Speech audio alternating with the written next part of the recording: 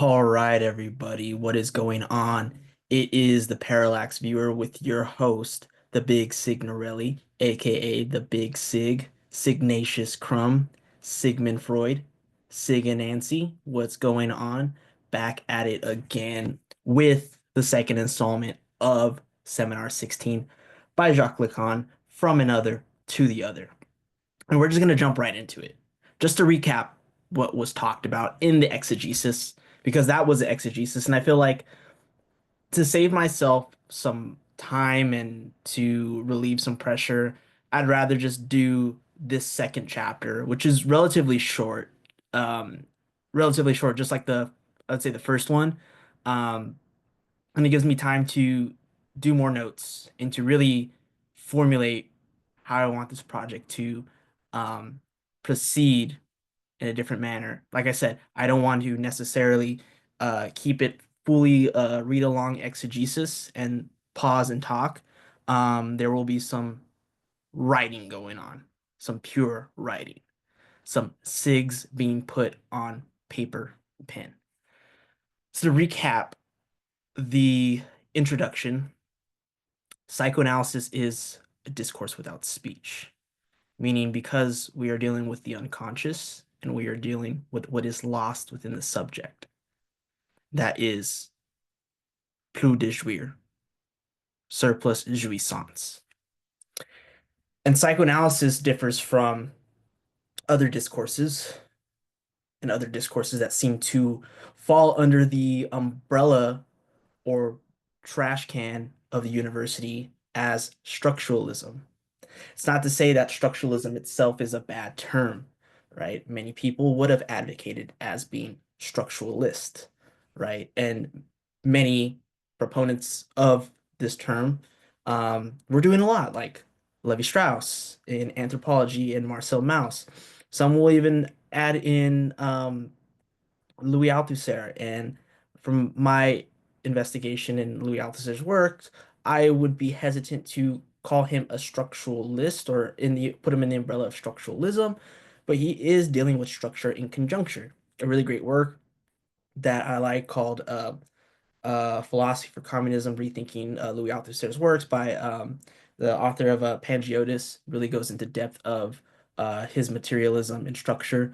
But that's a tangent. But Louis Althusser does come up a few times in the beginning of Seminar 16. And Lacan wants to distance himself again from this term structuralism because this is what the university does. It creates categories, it creates umbrellas that will lump in all its acolytes and those that it cannot fit in and put them in a trash can and then toss them out. Psychoanalysis is a symptom of science, the discourse of science, the subject of science, rather than its object of science. And psychoanalysis is dealing with the everyday shit discourse that we are all spewing out. We are dealing with that which binds the social bond together, that which structures civilization, not society, not culture, but civilization and its discontent. To be Freudian. And what is that? What is that shit that binds us together? Well, it's shit that doesn't work. It's shit that is a loss. It's shit that is renounced for something that we may enjoy later. Something because it is lost due to renunciation as we enter into civilization, as we enter in the human social bond, we hope to achieve. What we renounce is jouissance. And through that loss, as we enter into civilization, we are now bounded by a repetition of the pleasure principle. Now I'm going in way, way, way into deep, but that is what is at stake. That is what we're dealing with. This is Lacan's trajectory. He's introducing plus de jouir, surplus jouissance for the first time. And he's going to really tarry through with this. He's gonna really make us focus on what he's getting at in this discourse because of what is going on the aftermath of May 68. It wants to show that there's no surprise, there's no crisis in the university. This is what the university, or to be more clear and concise, this is what the university discourse does.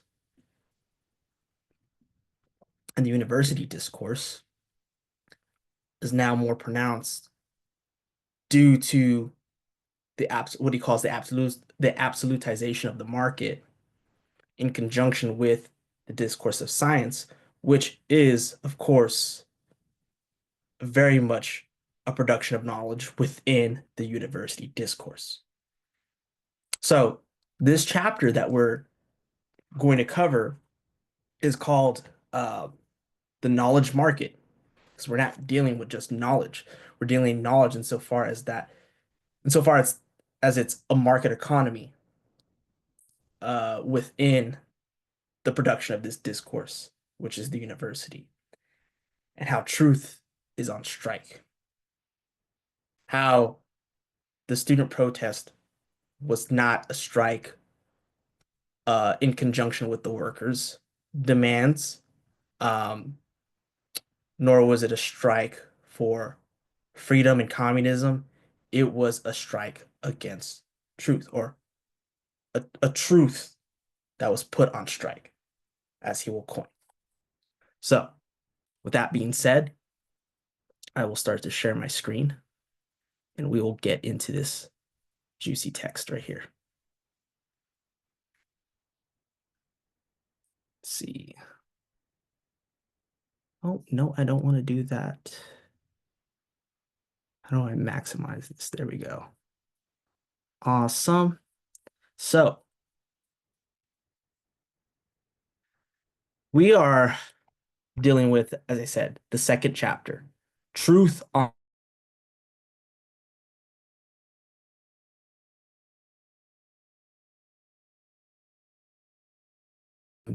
Dumbing this down a bit. I should be able to.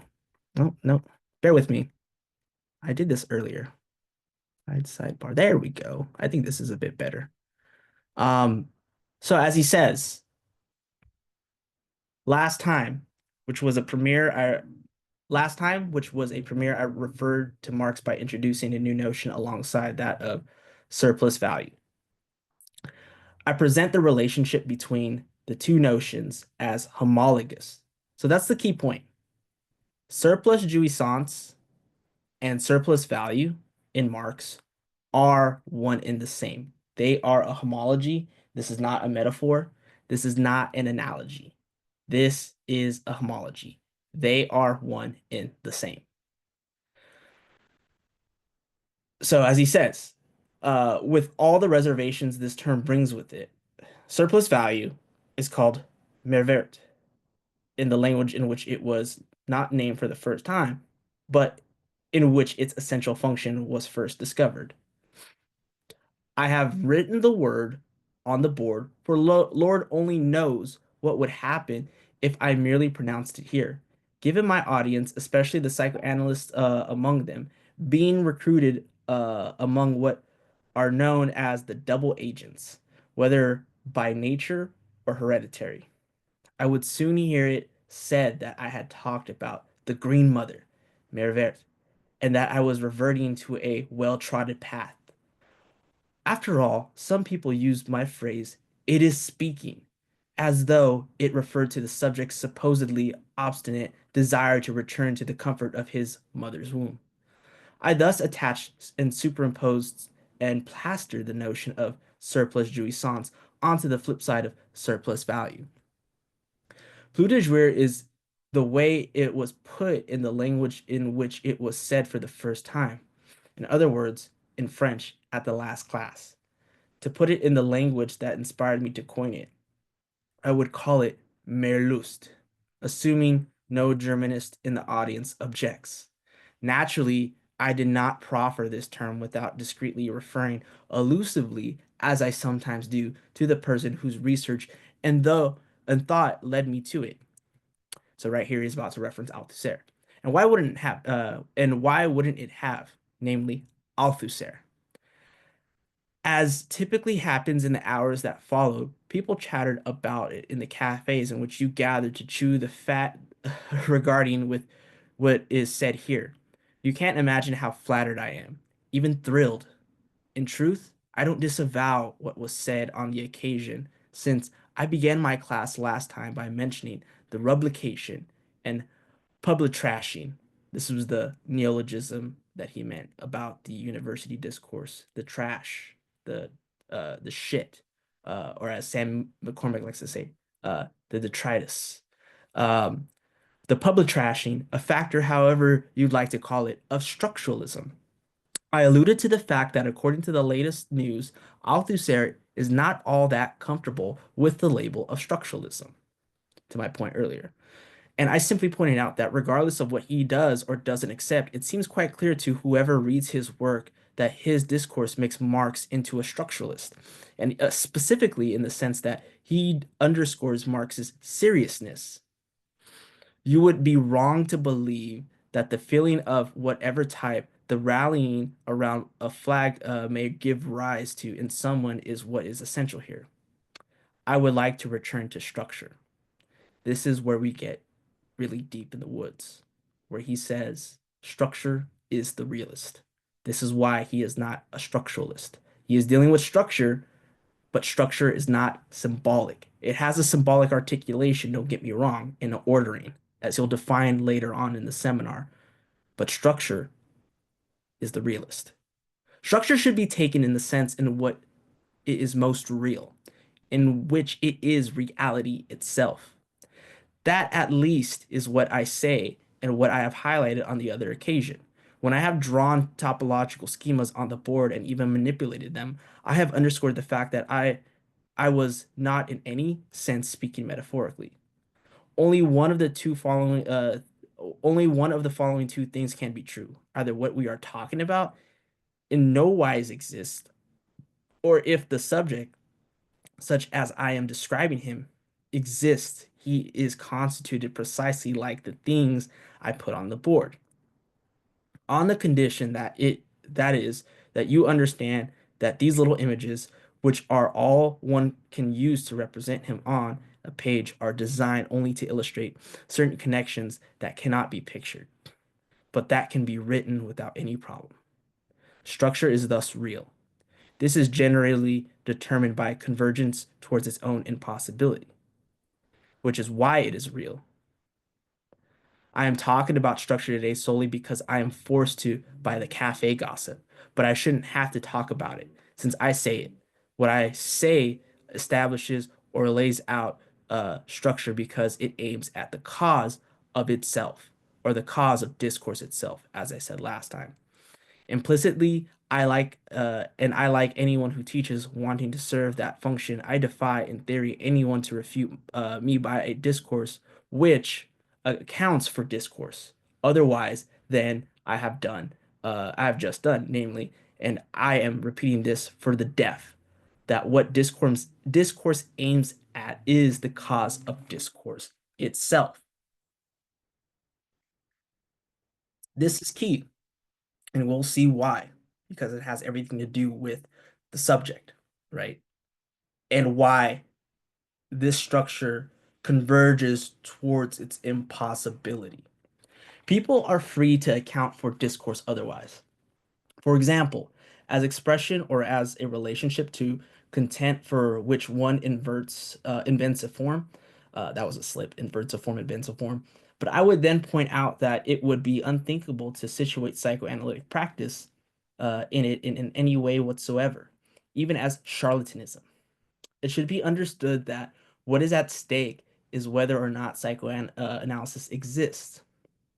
But on the other hand, there is something by which psychoanalysis indisputably asserts itself, for it is a symptom of a point in time we have arrived at in what I will provisionally call civilization. This is no joke. I am not talking about culture. Civilization is far more vast. It is more merely a matter of convention. We will try to situate culture in the current use people make of the term at a certain level that I will call commercial. Let us return to my discourse and to what I mean by a discourse that is worthwhile.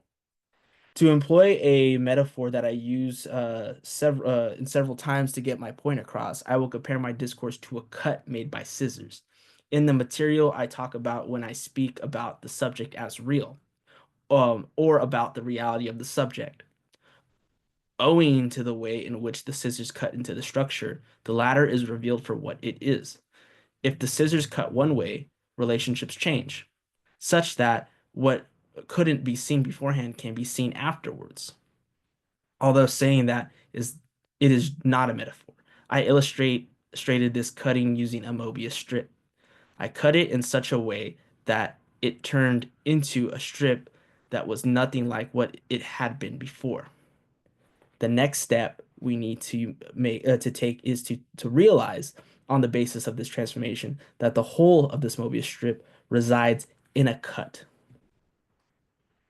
This is a way of employing as little metaphor as possible. Let us say that in theory, there is no point talking about anything other than the reality on which discourse itself has an impact. Call that structuralism or not. It's what I call the condition of seriousness last time. This condition can be required especially in a technique, that of psychoanalysis. That claim that in it, discourse has an impact since the patient submits in an artificially defined way to a certain rule-bound discourse solely in order that it have an impact. Nothing can prevail against this, and certainly not remarks claiming that I neglect the energetic dimension in a claim found in books whose very text is cobbled together from my own discourse. I pay no attention to such things when they are polemical, but we find ourselves here at the heart of the subject since, as I pointed out last time, I replaced this rousing reference to energetics. Rousing above all those who don't even know what it means with a reference to political economy, which is in our time can hardly be accused of being less materialist. But let us not disdain energetics here. If we apply what I just said in order for energetics to be related to our field, discourse would have to have an impact on it. And it does. I'm talking about what true energetics in physics, in as much as it plays a role in science. Long before such laughable objections were published, I had highlighted in classes the parties involved may well have attended since they made use of these of them later in their own lectures. The fact that energetics is only conceivable as a consequence of discourse. It is not because it falls under the heading of physics that it isn't clear that there is no way to begin to formulate the principle of all energetics in the literal sense of the term, namely the reference to a constant, which is precisely what is known as energy. With respect to a closed system, which is another essential hypothesis, unless one plots with the signifiers, the range and levels with respect to which the initial function of work, as understood in physics, can be assessed. The fact that with that one can create a physics that functions is the proof that a discourse can have consequences. This simultaneously means that physics implies the existence of a physicist, and not just any old physicist, but a physicist who employs the right discourse, in the sense in which I just articulated it. In other words, a discourse that is worth proffering and that is not merely a heartbeat, like energetics becomes when it is used as delusionally and ridiculously as it is when people turn to the notion of libido into a life drive. To say that there is no physics without a physicist is not to ground it into idealist postulate. I hope that no one here would formulate that objection, which would be rather farcical in the context of what I just stated, since I am in the process of saying that it is physics as a discourse that determines the physicist, and not the other way around. There were no true physicists until this discourse came to the fore. This is the meaning I attribute to the kind of discourse that is accepted in science. Except that there is, of course, the realist argument. It seems irresistible to imagine that nature is always there, whether we are there or not. We and our science, as if our science were our own and we're not determined by it. So, what he's getting at right here is that it's the discourse has an effect, right? An effect on, when he says that on effect on the physicist and not the physicist, first having the effect because there has to be a physics as a discourse to shape the physicist or to kind of put it in a better light, which would shape and cause the subject. It's this discourse that shapes the subject, right? And in energetics, what we find in the measurements of energetics and the mathematical formulas they use is a law of constant, right? And from that, that has an effect on discourse. Of course, it would too have some relation to energetic reality, but what we're looking at are certain, what you could say, materialistic laws through mathematical formulas that in the end shape the effect of the discourse, right? And this really brings into light the efficacy of psychoanalysis because what we're shaping and changing and even causing is the subject's own, you could say, coming into being, but also insofar as the subject is the effect of discourse, of the psychoanalytic discourse, um, the way it is able to converge towards its own impossibility. I hope that makes sense. But what he says right here, I absolutely am not debating that. Nature is there, right? So he's not denying, an external nature that was there prior to man, right? But what we're talking about specifically is that physics is only dealing with a discursive nature that is affected by its discourse. It's not doing anything to affect nature in and of itself, if we could call it such. What differentiates it from physics is that physics is worth talking about. Discourse has an impact on it, whereas everyone knows no discourse has an effect on nature, which explains why we love to do so. We love it so. Being a natural philosopher has never at any time guaranteed that one was a materialist or scientific either. But if physics clearly gives us a model of a discourse that is worthwhile, the necessities of discourse must be traced back further. And again, this like has something to do with his relationship to science as a discourse. And I'll make a video about this in a later time because this is an important supplementary text. Well, it is an original text, but for those interested in Lacan, it is supplementary to understanding Lacan's thought.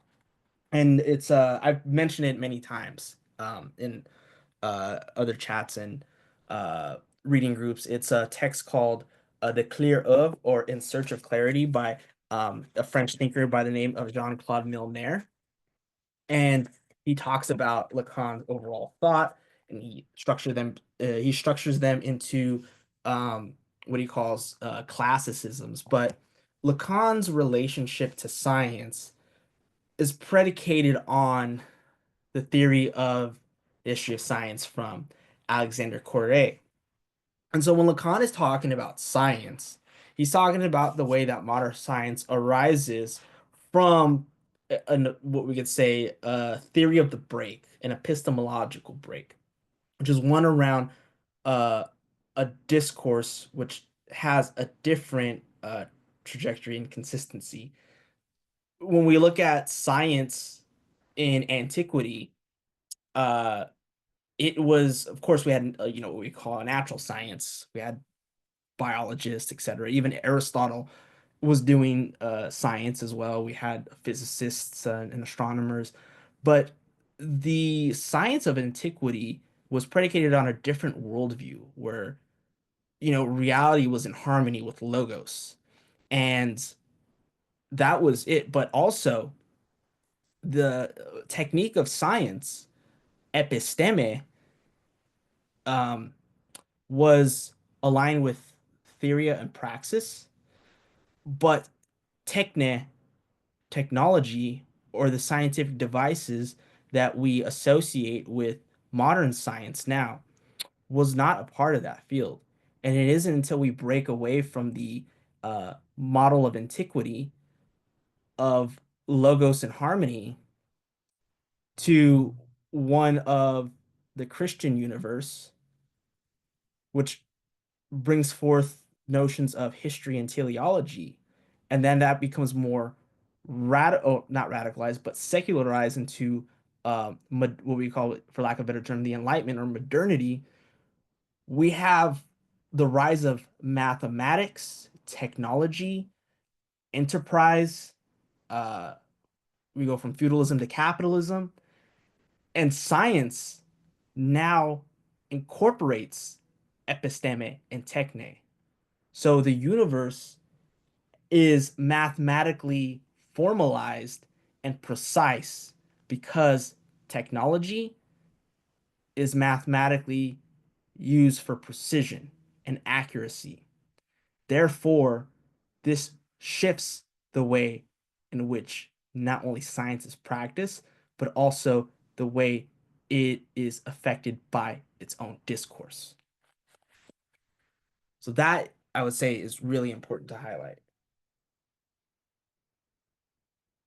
And I bring that up because we can see like what he means when he's looking at science. And also the fact that science sort of forecloses truth as well, even though it kind of gets closer to the truth or to the real compared to philosophy. Um, so as he says, every discourse presents itself as chock full of consequences. Consequences that are obscure. In theory, nothing we say fails to entail consequences. Yet we don't know which ones. I will take things up again at the level of language in order to clearly designate the limits. We find in language a syntax incarnated by a large number of languages that, owing to the lack of audacity, we call positive languages. Since I just made a comment about nature that I suspect probably did not appear relevant to you, why not call them natural languages? This would allow us to see that what linguistics involves more clearly and what allows us to situate linguistics within scientific discourse. What priority we grant language because we forget that it is a natural reality. Every scientific discourse on language begins by eliminating its materiality or paring down its matter, reduction de la son matériel. We thereby highlight a function in which consequences are grasped. I would go even further, in which the very notion of consequence is grasped with its varieties, the necessary and the contingent, for example. By eliminating its matter, we bring about a discursive split. This is what makes what I first assert worthwhile, namely that there is no such thing as a meta-language, which is true in the field of natural language. Why do people eliminate its matter? As I just told you, it is in order to highlight a functioning in which consequences are grasped. Once you grasp the consequences, you articulate them in something that you have every right to consider to be a meta-language, apart from the fact that meta can only lead to confusion. This is why I preferred to confine myself to saying that detaching in discourse what must be called by its rightful name, logic, is always conditioned by an elimination of matter and by nothing else. So, in all linguistic theory, you got those that want to talk about a natural language, but then you have to strip it down from its sort of crude materiality to get at sort of formal laws.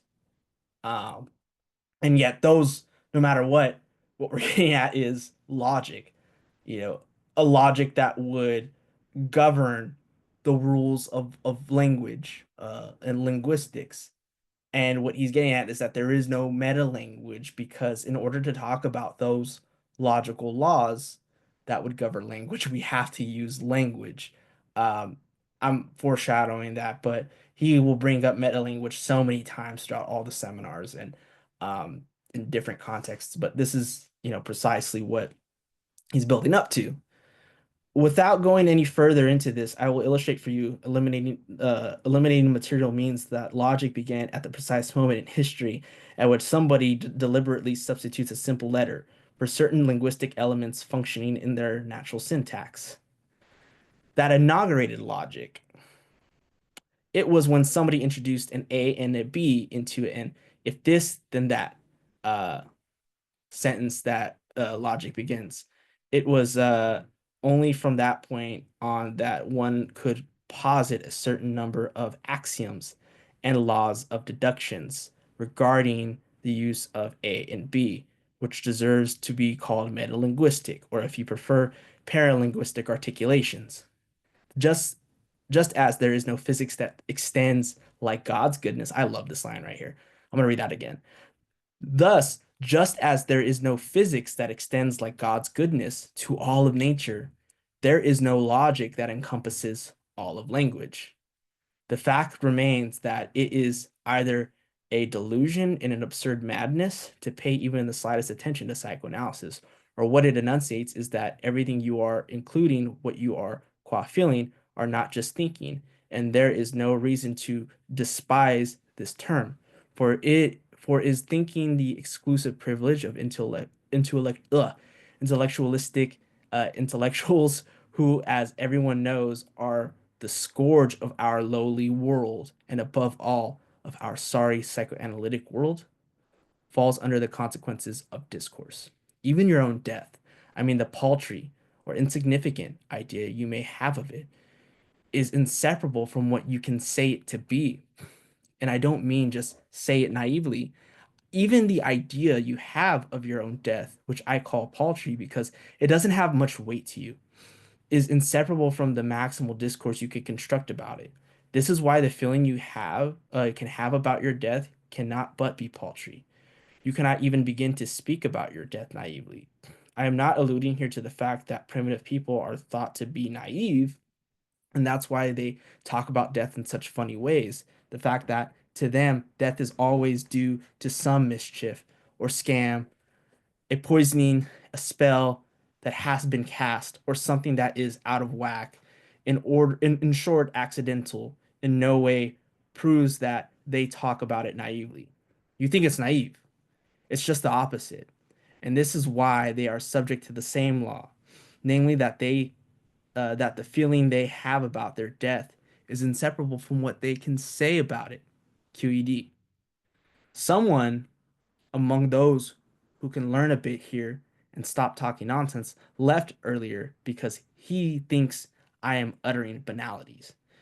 But they must be necessary to say. Otherwise, why would I take the trouble after everything I just said about the fact that a discourse either has an impact or it doesn't? The impact of my discourse in any case is that he walked out, which is telling.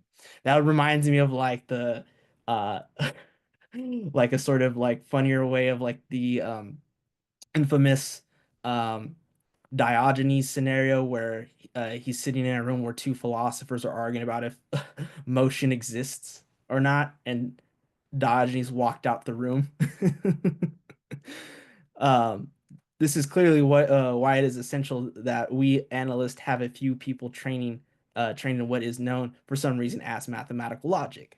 And this is important because mathematics is mathematical logic, and logic must be brought back to its original source. At least from what I've been reading, it seems that the origin and not Aristotelian logic, but logic in its mathematical form. Um, it turns out uh, that to be of interest to mathematicians, and that distinguishes it from Aristotelian logic, which obviously did not interest mathematicians much. The fact that it interests mathematicians constitutes progress in logic. Of course, to call a spade, mathematical logic is altogether essential to your existence in reality, whether you know it or not. It is precisely because you don't really know it that things happen from time to time that shake things up. I am referring to the recent things, the May 6, 68 uprising. People expect me to talk about them. I will talk about them. I will talk about them. It all depends on how long it takes me to lay out what I have prepared for you today. I would like to reach a little climax before leaving you. Pause. But it's not clear I will, because what I bring you here is never very precisely timed. That is not the point, whether you know it or not. I obviously just alluded to the fact since I said whether you know it or not. The bizarre question that arises here is whether mathematical logic has always had a consequence on your existence as a subject, that I just said it before, whether you know it or not. How could that be the case before the kind of logic known as mathematical logic made its appearance in the world? That is the question whether God exists. I already pointed this out. I will repeat it again, as one can never repeat oneself too often. Was mathematical logic in God's mind before you were affected by it in your existence as a subject, meaning that your existence was already conditioned by it? The problem is important because it is here that we take the step forward that consists in realizing that a discourse has an impact. Something must have already verged on the effects of discourse before the discourse of mathematical logic could be born. In any case, even if we can already locate in our existence as a subject something that we could retroactively attach to some effect of logical discourse in this existence, it is clear and must be firmly kept in the mind that these are not the same consequences as those that have manifested themselves since the discourse of mathematical logic was proffered. The necessary and the contingent are situated in the discourse that is, in fact, proffered. This is why I cannot see how referring to structure means that we overlooked the dimension of history. It simply depends on the kind of history we're talking about. History, as is included in historical materialism, seems to me in a strict accordance with structural requirements. The surplus value exists before abstract labor, by which I mean the kind of labor from which this abstraction was isolated as a social average, common denominator, arose owing to what I called the absolutization of the market. I won't guarantee the accuracy of that word, but I wanted to proffer a word to pack a punch. It is highly probable that the absolutization of the market was a precondition of the appearance of surplus value in discourse. The absolutization of the market is difficult to separate from the development of certain linguistic effects, which is why I introduced surplus jouissance. It took the absolutization of the market, which went so far as to encompass labor itself, for surplus value to define as follows. We pay for labor with money since we are in the market economy. We pay its true price, as defined on the open market by function of exchange value. There is nevertheless value that is not paid for. It is what for in what appears as the fruits of labor, for the true price of this fruit resides in its use value. This unpaid labor, although it is remunerated fairly according to the consistency of the market in the functioning of the capitalist subject, is surplus value. Surplus value is thus the fruit of the means of articulation that constitutes the capitalist discourse. This is what results from the capitalist logic. Now articulated in this way, this discourse leads to the certain position of the I in this system. When this I is in place of the worker, which is ever more generally the case, the position implies demanding something related to the worker's frustration, in quotes.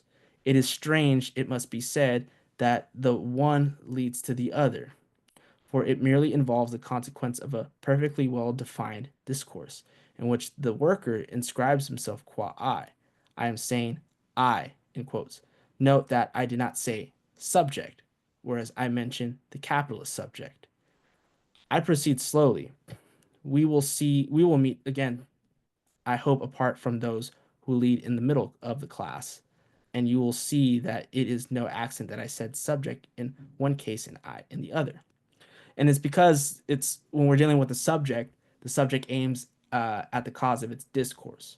So the capitalist subject is different from the worker posited as I. I would be the other, whereas the subject would be the one that aims at the cause of its own discourse as a capitalist discourse. The Capitalist subject is the one, if we're speaking in Lacanese terms, that abstracts the surplus jouissance from the I as other, which would be the exploited worker, right? That is a lot different.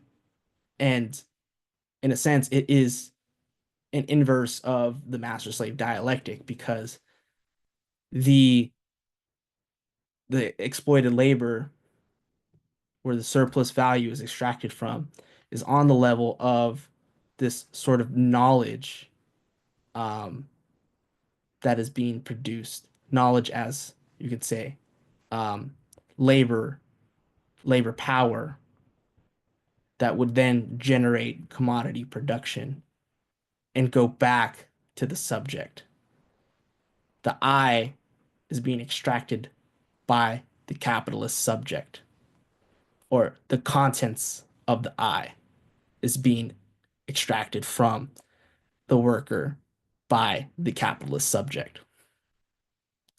We will see this again, and I'm speaking it like that in this way because talking about discourse, and this is foreshadowing the discourse theory that becomes formulated in the Mathems in Seminar 17. We will see this again at a certain level, which you should have long since been aware of because it is a level of my graph of desire. I've constructed it over 10 years ago before an audience of asses. They still haven't figured out where the I is located on the graph. I really must explain it to them.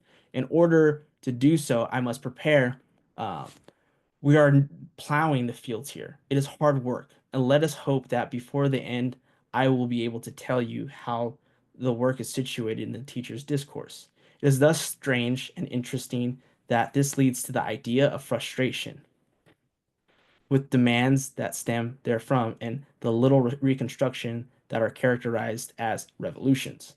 I cannot fail to mention how the dimension introduced at this precise point is conflictual. I said that it is strange and interesting, which should at least incite you to recognize this dimension, shouldn't it? It is difficult to designate it in any other way than with the word strange or an interesting. But strange is a word that points to truth. Truth cannot be grasped right off the bat.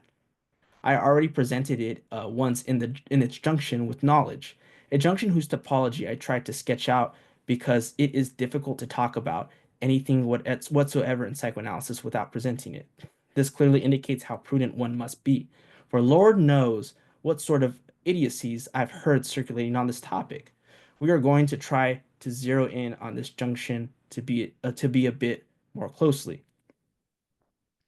Let us begin with the fact that the capitalist reality does not have such a bad relationship with science.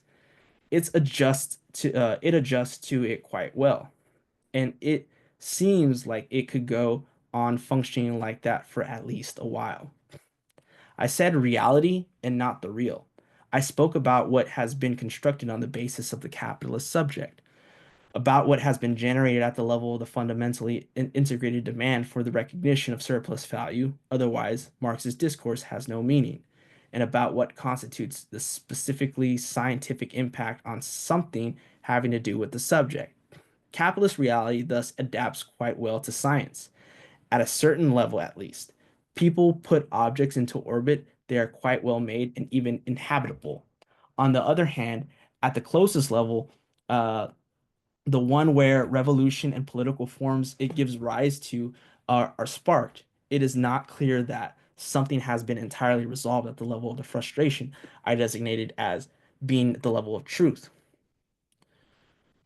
The worker is undoubtedly the sacred side of the conceptual element that constitutes the truth of the system, and that there emerges when and that emerges when knowledge, which holds together all the more perfectly because it is identical to its own percept, in being uh in being son propre percu dans l'être.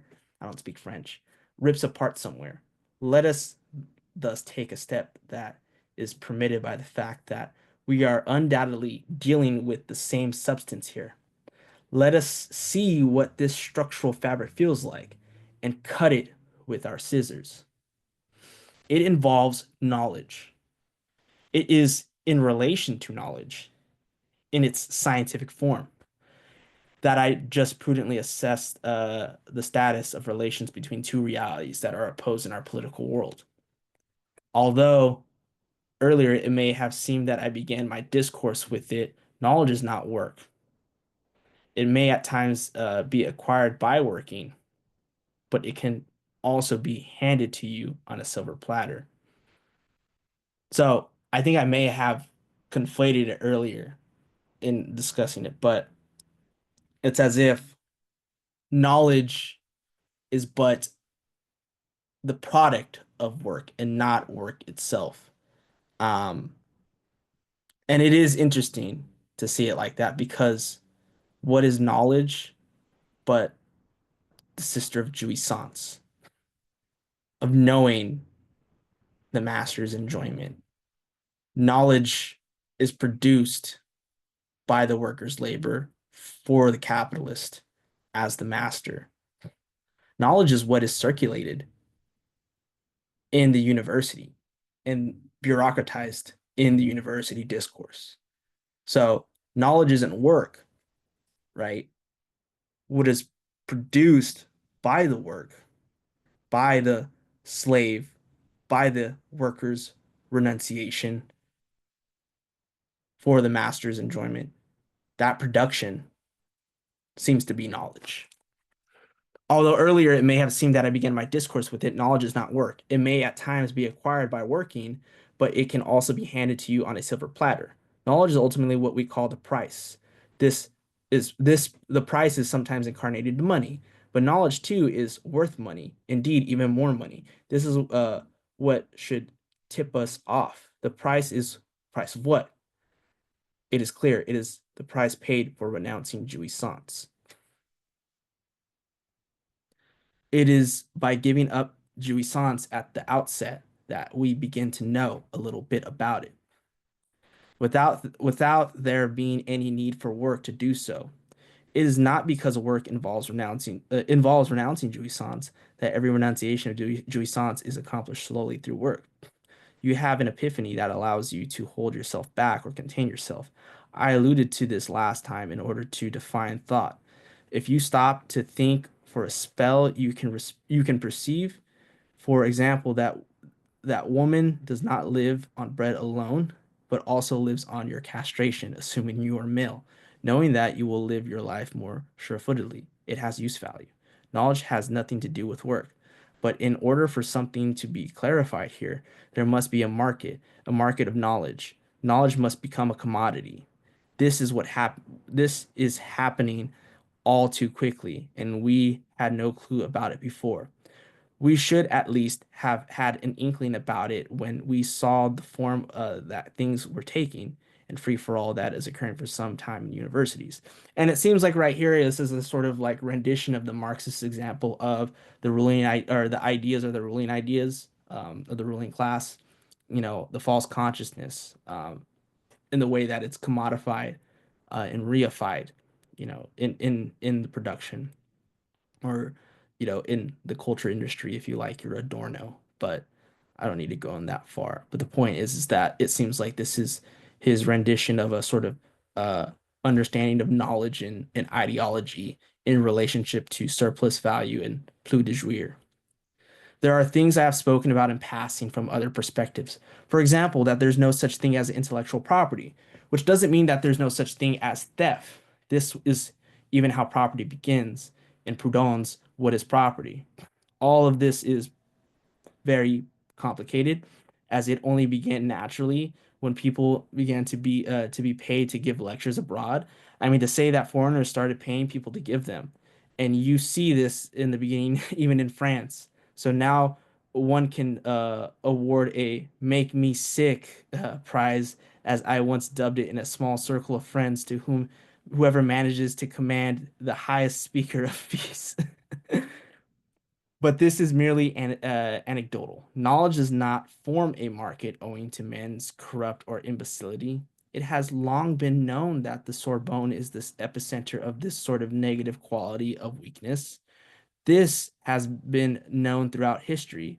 In Rabelais' time, they were already bastards, just as they were at the time of the Jansenists. It never fails that they are always on the right side, in other words, on the wrong side.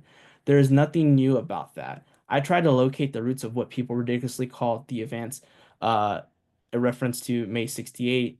There are no events to be found here, but I will explain that to you another time. They proceed by which science becomes unified insofar as it grounded in a consistent discourse, reduces all fields of knowledge to a single market. This is the central reference for us here. It allows us to conceptualize how there can be something which, while paid for at its true price as knowledge according to the norms that are constituted on the basis of the science market, is nevertheless obtained for free. It is what I called surplus jouissance. Owing to knowledge, we finally perceive that jouissance is organized and can be established as sought after and perverse. This is not new, but it is only revealed on the basis of the homogenization of fields of knowledge on the open market.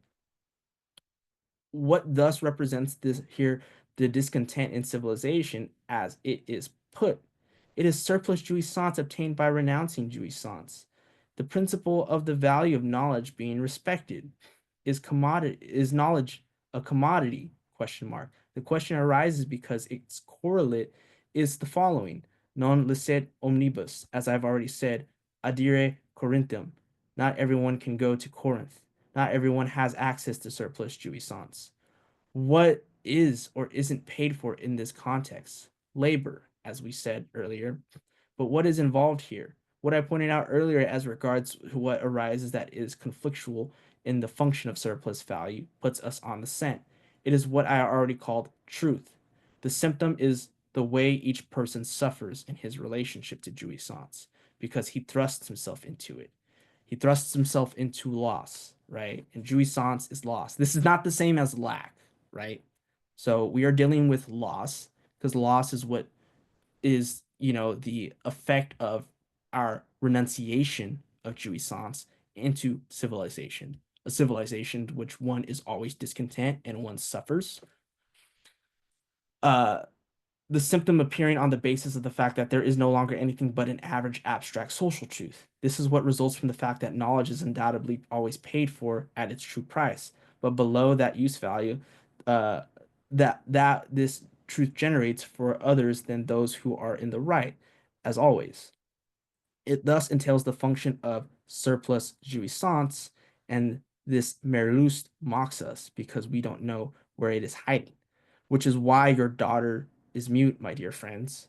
This is why the shit hit the fan in May 68.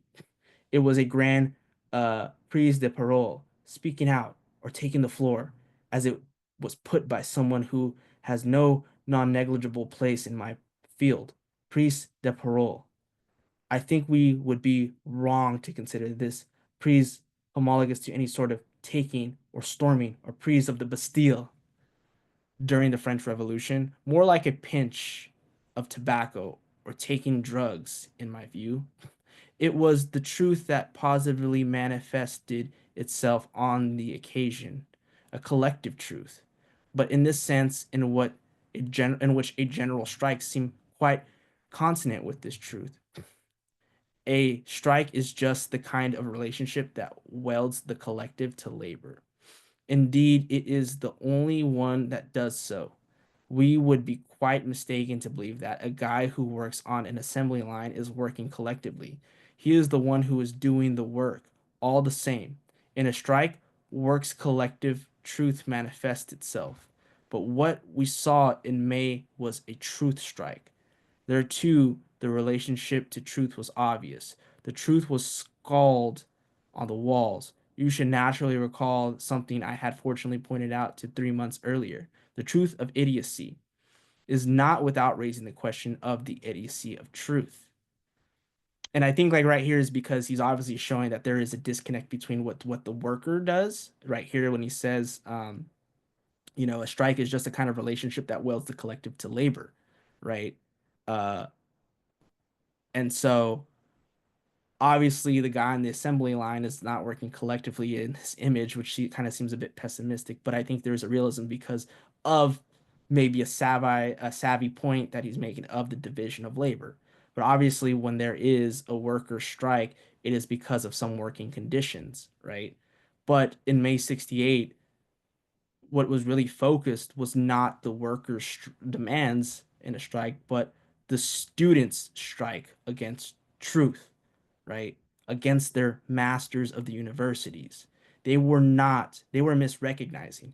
And in fact, what we could see here is a form of censorship in this speaking out, taking a stance, right? We're storming the Bastille, but really, this is not what is happening, but rather it is the sort of desire and and slogans of the students and the intellectuals that muddle the demands of the workers because they are conflating this truth with or this sort of revolt, this failed revolution uh, with the worker strike, right? And that's not the case. The sort of truth comes out, the unconscious truth. That is what he's trying to get at. Uh, there were idiocies that one might have thought came from Lacan's discourse. They were almost identical. It was accidental, of course. It was obviously based on the fact that when you take things out of context, they may be true, but they may also sound idiotic, which is why I prefer a discourse without speech. The strange thing was what we saw by way of a passionate questioning, the questioning that rose in the soul of someone I will sketch him out for you, a communist clergyman, he whose goodness knows no bounds in nature either. We can expect to receive moral commentary from him, the kind of that comes with age. I gave him one of those. I gave one of them the name Mudger Muddle. I coined the moniker myself.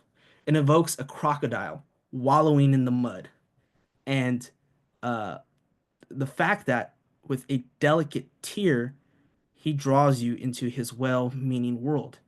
I meant Mudger Muddle on the sidewalk of the Boulevard Saint Germain in Paris. He told me he was searching for a Marxist theory and that he was inundated by the happiness of all that exuded.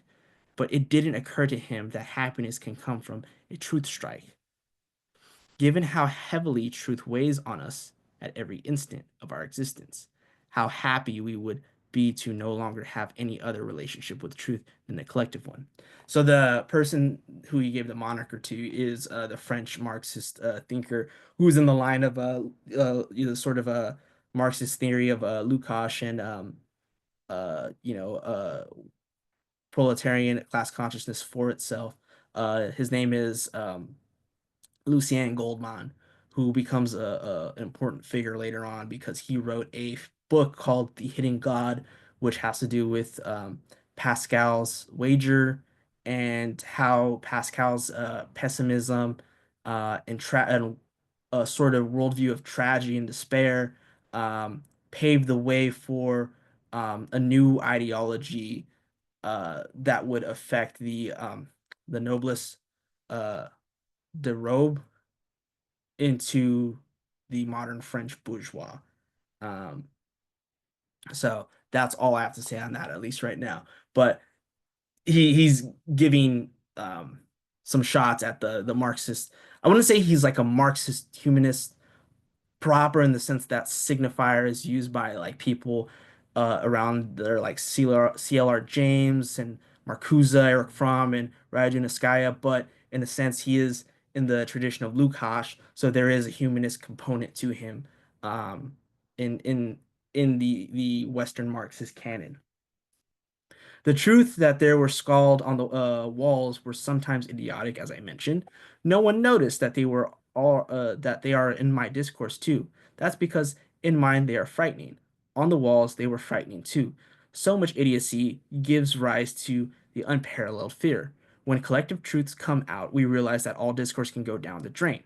Again, this is because of censorship, which he'll talk more about that in a later chapter. Since then, things have fallen back into place somewhat, but they are simmering. That's why capital has been fleeing the country. Since I have taken the risk today of providing my own interpretation of what people call the events, I would like to tell you, don't believe that this has put an end uh, to the progress or to the process. It is out of the question for the time being that the knowledge market will dry up. You yourselves will act in such a way that it will be established ever more solidly. Course credits, those new little sheepskins they want to award you, will ensure that. They are the sign of what knowledge will progressively become in the market known as the university system. Again, university discourse. Uh, what was that? They are progressively becoming in the market known as the university system. Truth may have spasmodic functions there, but it won't settle your existence qua subject for each of you. As I reminded you last time, I was very kind. Uh, I was very kind to truth in an article I wrote, "The Freudian Thing." It's found in the Acree. I had it make the most intelligent remarks I could attribute to it, borrowing them from what I say when I do not speak the truth. In other words, no discourse can speak the truth. A discourse that holds up is one that can hold up, rather, a long time without you having to ask it to account for its truth. Wait with your backs to the wall to combat those who will present themselves saying, you know, don't you, that you can't say anything about psychoanalysis. That is not the tenor of what you should demand if you want to master the world with the value known as knowledge. If a discourse dodges the question, there is only one thing for you to do. Ask it to explain why. A discourse that does not explain itself is a vain discourse. Don't believe that the fact of saying that all is vanity, which is what I left you with last time, is anything other than a lure, one which, as I told you, I wanted to let you leave with your souls at peace until we met again. The discourse I am proffering will lead us together to turn next time to those who, right from the very outset, posit the essential vanity of discourse. November 20, 1968. So there we go. That concludes the first two chapters, and then we get into the topology of the other. But he's already giving us the keys. He's already telling us what he's doing. And I think that last part about truth is important because it's not like this substantial truth. It's not like Platonic truth, the one, the good, the beautiful. But he is resuscitating truth insofar as that the truth of the subject speaks. It is the unconscious, right? And this speaking uh um truth is not something that um, happens in the speech that I'm doing right now. No, in fact, it is something that can only be without a discourse without speech. The unconscious, structured like a language, doesn't mean that it is structured like speech. It's structured like a language because of the way that he can mathematically use these devices for formalization, right? To create a discourse that one can then talk about, but only to illustrate something that, as he posited those questions, either it's not real at all, or it's something that which can only have effect at the level of discourse. I think that was the second one. But for psychoanalysis, the truth speaks. It's something that is what the unconscious does, right? Um, Sounds very vague, but I think that means that in the future, as we continue with this seminar and these presentations, I shall also do a segment on the Freudian thing because that one does come out a lot. And I've noticed it comes out a lot in a lot of these later seminars. But with that being said, the one thing that we should take away is that structure is the realist because it converges at its own impossibility and also aims at the cause of its own discourse. This discourse aims at the cause of discourse itself and takes itself into account. This is what psychoanalysis does because we're dealing with the subject, the split subject, which is also the subject of science, which is foreclosed by the scientific discourse insofar as it relates to the university discourse. And what is the university discourse but another manifestation of the master's discourse, whose truth is the split subject, which is repressed, which is the unconscious, right? I leave you with that for now. So I hope you all like that. No, that was a lot of reading. I didn't say as much as I would have liked to, but it just means that for the next presentation, which will not be an exegetical one, more lecture based, something that I will be writing, it means I will have to elaborate on a lot of key points. But this was just like something to evoke desire, engage into your bard subjectivity, to be willing to embark on a journey. You are already embarking on a journey, as Pascal says. So take your wager. Thank you all. Have a good night.